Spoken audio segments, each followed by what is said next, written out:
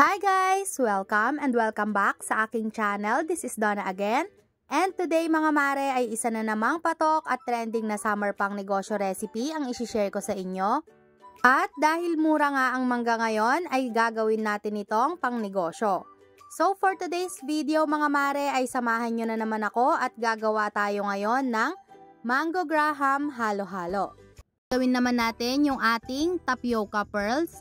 So, nagpakulo na nga po ako dito ng tubig and ilalagay lang natin dito yung ating mga tapioca pearls.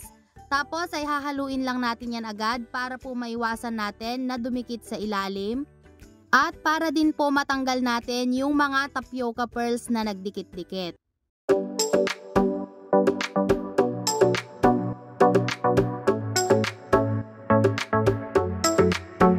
After natin yang haluin ay tatakpan muna natin at lutuin natin for 10 minutes.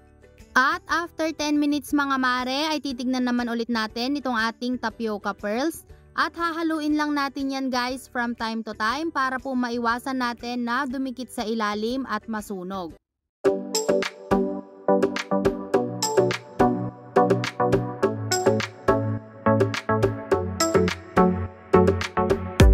After nating haluin ay takpan ulit natin at lutuin for at least 5 minutes.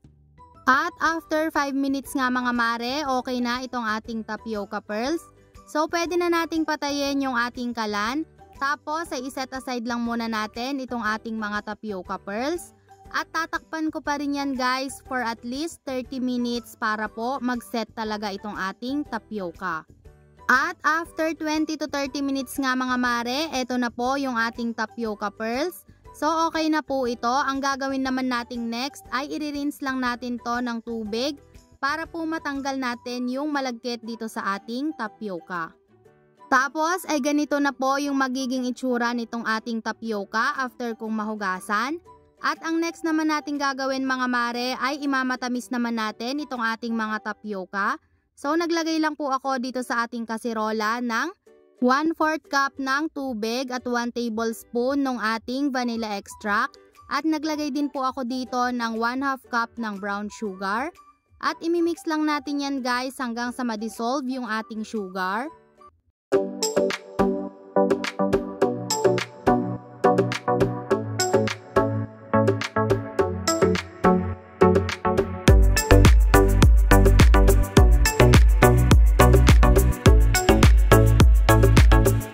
Tapos mga mare, lutuin lang natin yan for at least 3 to 5 minutes para po talagang kumapit sa ating tapioca yung nilagay natin dito na asukal. At after 5 minutes nga mga mare ay pwede na yan. So i-transfer lang po natin yan sa isang lagayan. At eto na nga mga mare ang ating tapioca pearls. At eto na nga guys yung mga gagamitin nating mga ingredients. So eto na po yung ating niluto kanina na tapioca pearls. And gagamit din po tayo dito ng hinog na mangga. And kung mapapansin nyo mga mare ay in-slice ko na po ito into cubes or sa maliliit na piraso.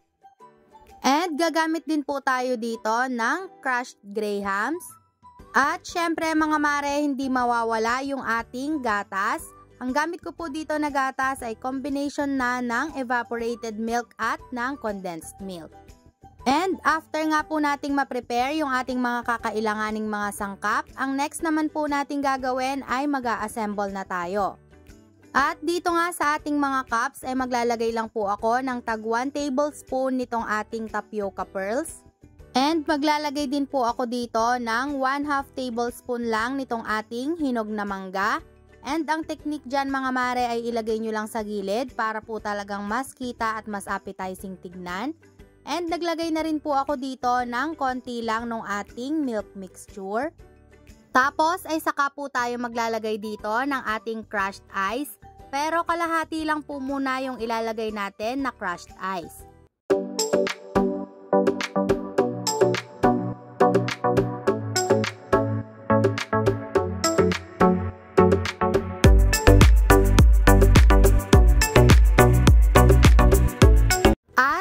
Nating maglagay ng kalahati ng crushed ice ay maglalagay po ulit tayo nitong ating milk mixture.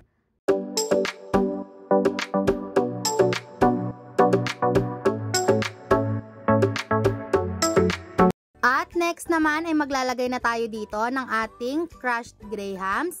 Ang teknik uli dyan mga mare ay ilagay nyo lang sa gilid yung ating crushed grahams para po kahit konti lang yung pagkalagay natin ng crushed grahams ay kitang-kita pa rin.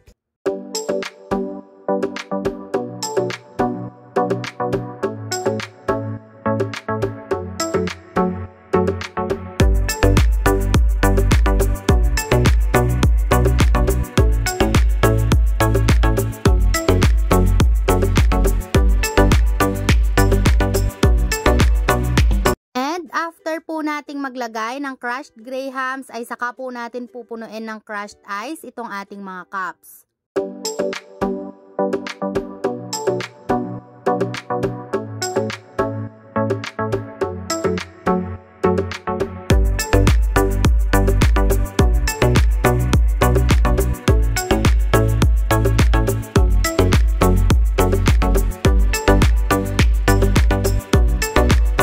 Tapos ay maglalagay na po ulit tayo dito nitong ating gatas.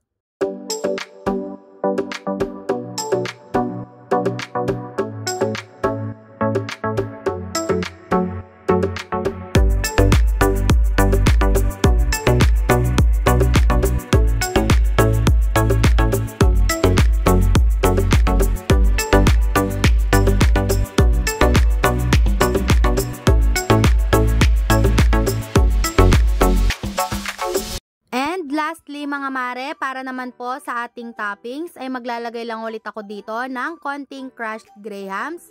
At syempre maglalagay din po tayo dito ng ating mangga para po mas appetizing tignan at mukhang extra special kahit na mura lang.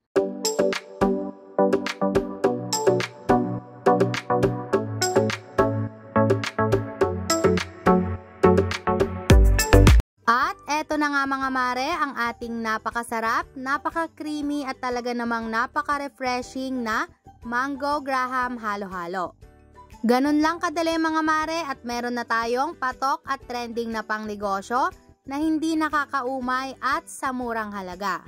Kaya kung naghahanap ka ng pangnegosyo recipe na pwede mo nang simulan sa maliit na puhunan, perfect na perfect po itong ating mango graham halo-halo. At kahit nasa harap lang ng bahay mga mare ay pwedeng-pwede nyo na itong umpisahan. So hanggang dito na lang guys. Sana po nagustuhan nyo ang ating pangnegosyo recipe for today. And thank you so much guys for watching and see you again on my next video. God bless!